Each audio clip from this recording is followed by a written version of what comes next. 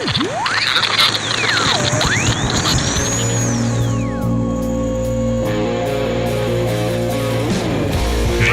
is Zero Station, broadcasting across the world to the Allied, Axis and Sino-Soviet Union blocs, as well as the countries of the Neutral Nations Organisation. Hello and welcome to episode 1 of Zero Station, the Dust Warfare podcast from Unit Forward. My name is Alex and today I'm discussing organised play. The DDI recently took over organised play for the Dust games, and today I'm going to talk about how it all started, how things are going, and why I've decided to join in. Also, if you haven't already listened to episode 0, please check it out on Unit Forward, YouTube or iTunes. This isn't actually the first episode of Zero Station, despite the name. Okay, time to kick off this episode. Let's go.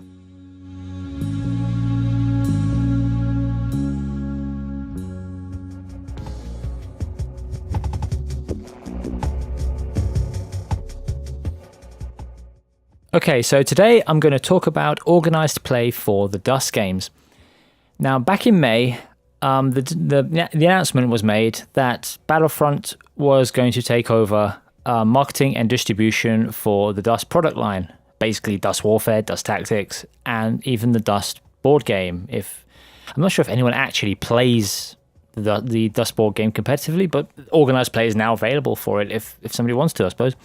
But yeah, Battlefront were going to take over and have taken over distribution and marketing for the Dust games, and everyone at the time thought that Battlefront was also going to take over organised play, similar to how Fantasy Flight ran organised play for Dust before. But as it turns out, that wasn't the case, because Dust Devils International, DDI, made an announcement a few days later saying that they were going to take over organised play and, basically wait until the 1st of July when all will be revealed. And as I think I said in the last episode, that became a bit of a running joke among some Dust players. Whenever somebody would ask about something or other, regarding Dust, people would say, it will all be revealed on the 1st of July. But anyway, the DDI made the announcement that they would take over organised play, and it did take a lot of people by surprise, myself included. I found out about it on tabletopgamingnews.com, a tweet on Twitter, and I read the story, and at first I was a bit apprehensive about the whole DDI thing because, well, first of all, the Dust websites hadn't been told about it at all. The DDI saw fit to tell Tabletop Gaming News that this was happening, this was a thing, but they didn't send anything to, to Dust War or Battle Tactics .tv or Unit Forward, my site. They didn't tell any of the community sites, this is going to be happening. Even a short press release on the day, or just a little, a quick email to say, go and check out the website. This is a thing. This is going to be happening. Would have been nice. But I found about it secondhand, really, from Tabletop Gaming News. So yeah, because of that, I was a bit on the whole thing, and also because of the way that the DDR was initially announced, there wasn't really any information to go on. So there were a lot of unanswered questions at the time. Who would produce FAQs? Who would produce rules updates? What would membership entail? At first there was a thing going around that you might have to pay to play organised play under the DDI, which turned out not to be the case. There were all these questions floating around and everything. And for 2 months that happened, until July 1st. Well, actually just a bit after July 1st, when the DDI announced their full website and more details started to come out about what the DDI is actually going to do with organised play. And as it turns out, no, you don't have to pay to play in, to play Dust games, with organised play. The only people who actually have to pay are post leaders and front leaders. And under the DDI, a post leader is just basically someone who runs a club, essentially. And a front leader is like a region. Well, the leader for a region. A post is an individual club or something. A front is like a region of either a country or even a continent. So, for example, Britain is a front and has a front leader, Flores Arts. And you've got, different bits of the US are fronts as well. Canada is a front, and so on and so forth. So for a while, I wasn't really sure, whether or not I should actually, apply to have a post under the DDI. For 2 reasons. Firstly, because I wasn't really sure whether or not it would be worth having a post in London, because Dust hasn't really taken off in London, as much as I would like to have seen. And secondly, because I was still a little bit apprehensive about how the DDI had done things and how they were doing things. And, a lot of the feeling for those 2 months in between, from May to July, when there wasn't much information going around, a lot of it did feel like us and them. Like, some people had managed to kind of nestle themselves into this position where they'll be running organized play and kind of leapfrogged, other people in the community. There's a bit of that going around. But eventually I decided, once more information had come out, and this is the most important thing, information was the key thing here. People needed to know what the hell was going on. And once all that information had come out, I decided, hey, why not? Let's start a post in London, because of the game. I don't really care about the DDI as such. I don't have any kind of, emotional affiliation with the DDI as such. As far as I'm concerned, I could run, organized play or just, organized dust games or dust tournaments in London, and the DDI may as well not exist, It's not to me, it's not like the DDI must exist for me to be able to do that. But at the same time, the DDI does exist, and it would be a shame not to have a post in London. And anything that could potentially help to make Dust, more popular, to try to get more people into Dust in London, has to be a good thing, right? So I decided to apply for a post, and I now run post 54 London. So I'm essentially the guy to go to for anyone who wants to potentially start, playing in, organized play, in Dust organized play, specifically Dust Warfare in my case, in London. And there is actually another UK post as well, up in the West Midlands. So there's at least two posts in the UK right now. And hopefully there will be more as time goes on. Hopefully there'll be a post in Scotland, one in Wales, more posts all over the place. And, hopefully as a result of that, Dust will grow and become more popular, and more people will play it. And as I said, it's not the posts themselves that is the thing. It's just a title. It's just you get things for being a post leader or a front leader or whatever. There's different tiers of membership, which gets you a card and whatever else. It's not because of that. I didn't join because of those things. I joined just because I want to see Dust grow in London. And if the DDI can help with that, then great. Anything that can help is a good thing. So, as well as Post 54 in London, there are a lot of fronts and posts elsewhere in the world. There are posts all over the US. There's a post in Australia. There's one in Spain, in Canada, in the Philippines. There's a post in Poland. And as I said in a news post recently on Unit Forward, I think the only continent on Earth that doesn't have a post is Africa. So hopefully someone in maybe South Africa or another region of Africa where they may not play Dust. Hopefully someone will start a post somewhere in Africa, and then literally the whole world will be covered by DDI fronts and posts. Now the DDI website is also doing things like covering big events like Gen Con, which is happening as I record this podcast. They've got photos up from Gen Con, from the Gen Con tournaments. They've also got photos up of the new models that are going to be forthcoming in Operation Babylon, which is going to be the next expansion after Achilles. So they're doing other things as well, and it seems that the DDI does have quite close links to Dust Studio, and to me it appears that they've got closer links to Dust Studio than they have to Battlefront. It just seems that way, that they're really close to Dust Studio, but they're a bit more distant from Battlefront. Although both Battlefront and Dust Studio have said that the DDI is official, it's what they want. Paolo and Olivier from Dust Studio have specifically said that this is what they've wanted for a long time. Like community-run organized play, and things do seem to be going well right now. Tournaments for tactics and warfare have been happening and are happening and will be happening under the DDI banner, and the only thing I really dislike about the DDI a little bit is, well, it's a superficial thing, but the logo. There's nothing wrong with it as such. It's the Dust Devil, DD.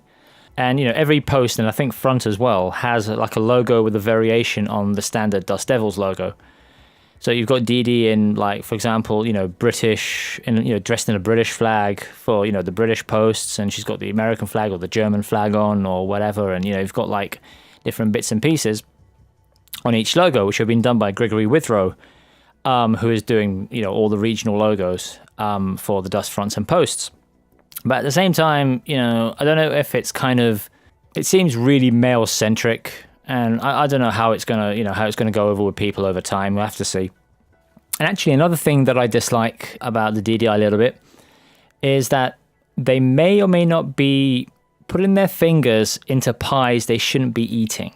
And I started thinking that when I recently saw the what are essentially mock-ups, prototypes for Dust Warfare unit cards. Because if you haven't heard already, Dust Warfare is going to get official unit cards starting with Operation Babylon units. The model boxes will come with cards for both Tactics and Warfare, official cards. And the official card mock-up has a DDI logo on it. To me, that just seems weird. Like, the DDI isn't involved in making the game. At least I hope they're not involved in making the game. So I really don't understand why their logo has to be on the card. I mean, Dust Studio, fine. Battlefront, fine. They actually produced this game. But, why does the DDI have to have their logo on? It just seems weird to me. And also the FAQs are another thing. Because I thought that Dust Studio was going to issue FAQs for Dust Tactics and Battlefront was going to issue FAQs for Dust Warfare. But it seems that won't be the case, and instead the FAQs will be issued by the DDI. And I really hope that the DDI is just issuing the FAQs. They're not actually producing the FAQs themselves. They're just kind of basically acting as a sort of like a distribution agent of sort. Like you can get all your FAQs and whatever from the DDI website, but they're actually produced by the Battlefront guys and the Dust Studio guys. On layout alone, I mean, the Dust Tactics FAQ that's been issued so far has a pretty ugly layout. Although I have to say, it does load a lot better on a mobile device than the old Fantasy Flight Games FAQ used to do. Because Fantasy Flight Games used to put so many layers and images one on top of the other into their PDFs for Dust, and the Dust Devils version is a lot cleaner. It's a lot it's a lot easier on the device itself. It's a lot easier to render. But apart from that, it doesn't look great. Although I suppose the information is the main thing. So I hope that will improve over time. But overall, I'm fairly happy with how things are going with the DDI right now, and how Dust organized play is shaping up around the world. People are organizing events, people are holding tournaments, and things seem to be going as well as they could be. As for London, I'm hoping to organize stuff in London soon. I've had some interest from people, saying that they want to, start playing Dust Warfare in London, and how can they get started and everything else. I mean, the problem with London really is that it's a Warhammer town. Every bit of space available for wargaming, for every 6x4 table, every 4x4 table is taken up by Warhammer basically. Other games do get a look in, but it's mainly Warhammer and Warhammer 40k, and where card games are concerned, Magic the Gathering. So in London, I think the trick is not to pull people away from what they already play. It's to encourage people to take a look for themselves. And if somebody wants to start playing Dust, then awesome. It's all about organizing that and trying to find playing space, which is, as I said, the hard part.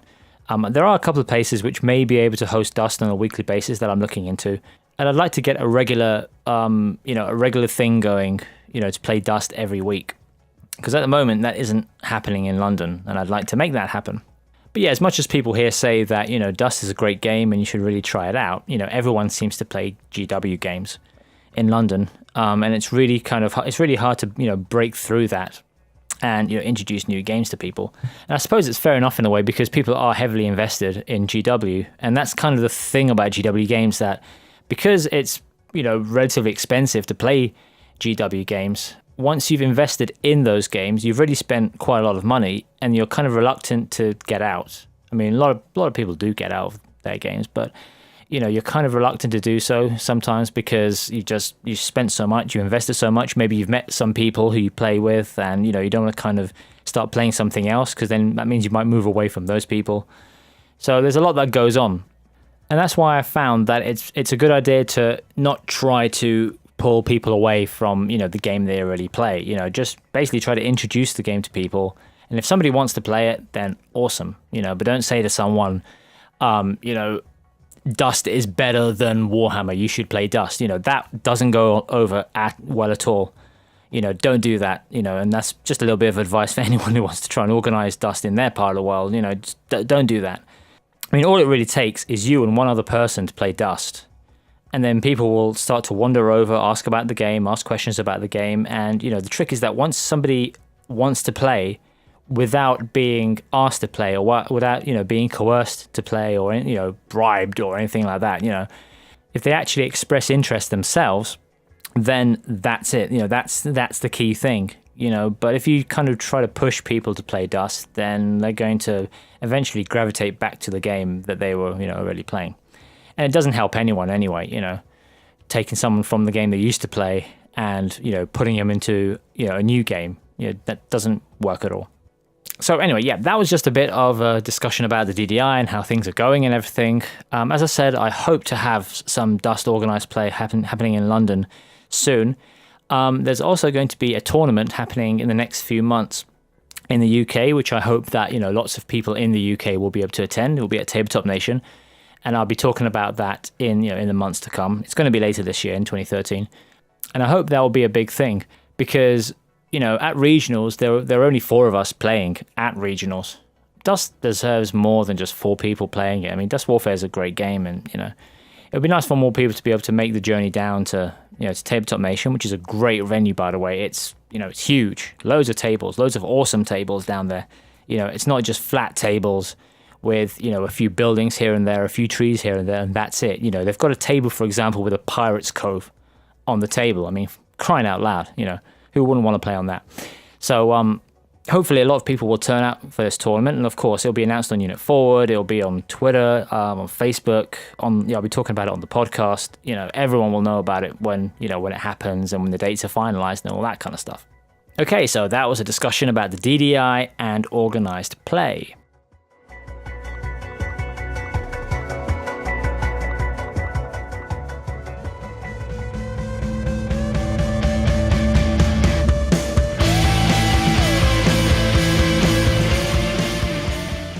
Okay, that was episode 1. Thank you very much for listening. As I said earlier, this episode is coming out over Gen Con weekend, the so-called best 4 days in gaming, and the time of the year when people spend crazy amounts of money on new games that are coming out at Gen Con. The Dust models are actually at Gen Con as well.